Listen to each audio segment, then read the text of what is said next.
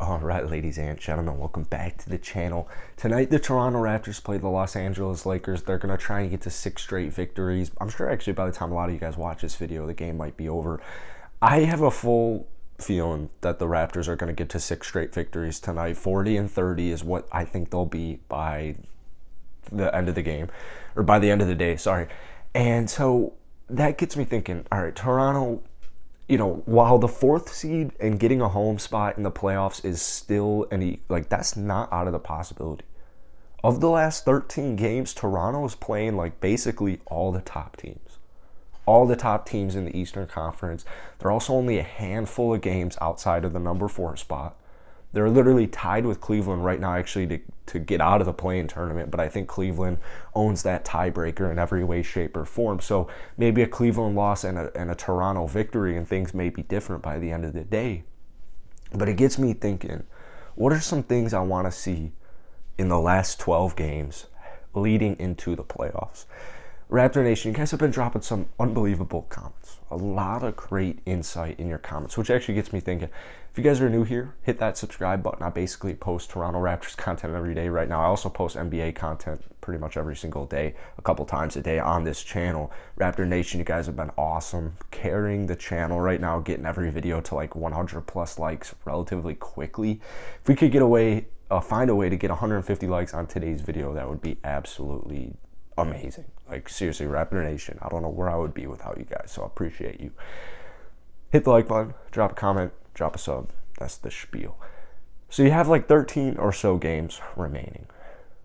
10 of them are at home. 10 of the remaining 13 Toronto Raptor games are at home. Now, the bad news is OG was just ruled out tonight, but it'll be okay. Toronto, the whole Eastern Conference is neck and neck right now, right? If Toronto gets to that 4 seed, I think they're making the second round. They could even go past it. If you guys have been watching my channel for a minute now, if you guys are OG watchers of the channel all season, you know my prediction. I had the Raptors as the 5 seed. I had the Brooklyn Nets as the 4 seed. And I had the Raptors winning in 7 games in the first round of the playoffs. I still think no matter what seed Toronto gets, even if they're the 7th seed in the play-in tournament, I still wholeheartedly believe Toronto will advance past the first round of the playoffs. Now, it's due to large part a lot of different players. Obviously, Scotty Barnes. But Siakam, I need to talk about Siakam for just a minute here. Because we have 13 games remaining on the season. Like I said, 10 of them are at home.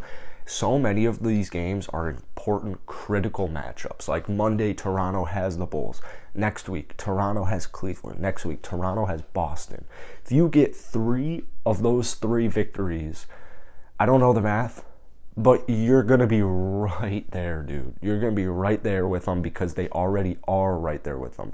Toronto is like only 6.5 games out of first place, technically. Just like Cleveland is. But they're somehow the 7th seed. Abolish the play-in. Get rid of the damn play-in. This is one of the few times I agree with LeBron James's outrageous comments is, yes, fire whoever made the play-in tournament. But Toronto's not going to be in the play-in.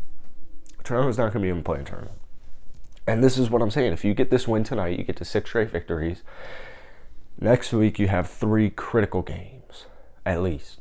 The next 3 games are pretty critical. So if there's one team that I would have no fear in stepping up for moments like this, it's the Toronto Raptors.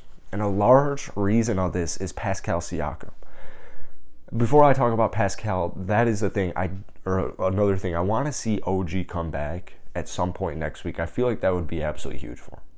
Get OG with about 10 or so games. You've won like 6 straight, hopefully, by that point. Hopefully you're the 6th seed in the playoffs. Maybe Cleveland will get that loss or, you know, what have you. You get OG back. Maybe you get Malachi back, although I don't think Malachi's going to be back in the next couple of days here. If you get OG and an OB back, Toronto's peaking at the right time. And that gets me saying, like, you guys have been dropping some great insights in the comments saying Toronto's peaking right now. Or they're they're getting to their peak right now. Not necessarily yet because they're not healthy. Right? They're not fully healthy. We've seen the Raptors this year go on win streaks. We've seen them go on 4 games. We've seen them go on 5-game win streaks. But what's crazy is we've never really seen them healthy, like, at all. Whether it was Pascal to start the season, whether it was Freddie's most recent run, whether it was, OG being out for almost half of the season at this point, whether it was Scotty Barnes missing a handful of games here or there. Like, it's just, they've never really been fully healthy. When they are fully healthy, they don't have enough time to get going because something happens. So, got to stay healthy. That's probably the most important part. But I look at a guy like Siakam, who is arguably playing better than he was in his All-Star and All-NBA second team year. I mean, arguably, he's doing that. Statistically, 22, 8.5, 5 assists, 1.3 steals, shooting well, shooting efficient. That's the crazy stat. 5.1 assists for Pascal Siakam. That's that's 2 assists higher than his career average. This guy is creating so much offense. Not only because he's dropping 22 points a night and he's just a walking bucket, especially in isolation. Siakam is a walking bucket who can also stretch the floor. Like, that's just a recipe for success. But anyways, 5.1 assists. I mean, just for context, Scotty's averaging 3.3, which is still a really good stat line, especially for a rookie. Gary's averaging 6.7, which is also a really great stat line. I mean, that's why he's a freaking MVP. That's why he's a freaking all-star this year. He's averaging 21 points, 5 rebounds, and almost 7 assists with almost a steal and a half per game. More than a steal and a half per game. But Siakam has been such a recipe for success this season. The passing has been unbelievable. I mean, it's been unbelievable. And I know I like to give this Raptors bench its hard time because it's terrible most nights. But when you're missing Malachi, when Delano, hasn't really had like a good stretch of games since the first 2 weeks of the season where teams didn't really have a scouting report on him, those 5 assists are huge. Those 5 assists are huge. Because just because Siakam's a starter doesn't mean he's necessarily playing with, OG, Scotty, Freddie, Gary every minute he's on the floor. I mean, he's actually averaging 37.6 minutes per game. So, if Toronto wants to make a deep noise in the playoffs, OG has to get healthy. Gary, Freddie, just do their thing. Scotty has to keep rising above right now with OG being out. Like, you have to make up for it. I'm getting a call from my buddy here. You have to make up for it. When he comes back, when OG comes back, hopefully Scotty rides that momentum and just continues to feast the way he's been feasting the last 20 or so games that OG's been out. Bench-wise, I need Khem Birch to do something sometimes, which I guess he did a little bit in the first quarter the other day, so I guess that does mean doing a little bit of something sometimes. But if the Raptors want to make a little bit more noise, do something a little bit more often. At a little bit more of a consistent level. But Precious Achiuwa, really, I think a lot has to do with Precious and then Malachi when he comes back. Like, if those two guys' confidence, which Precious Achiuwa's confidence right now, it has to be really high because he's balling his ass off. He's taking a lot of nice shots. He just looks super confident, especially taking three balls right now. Defensively, he's been great as well, doing his job, being an athletic big. But those two players, those are the two guys to me who are just like critical pieces to this Raptors bench.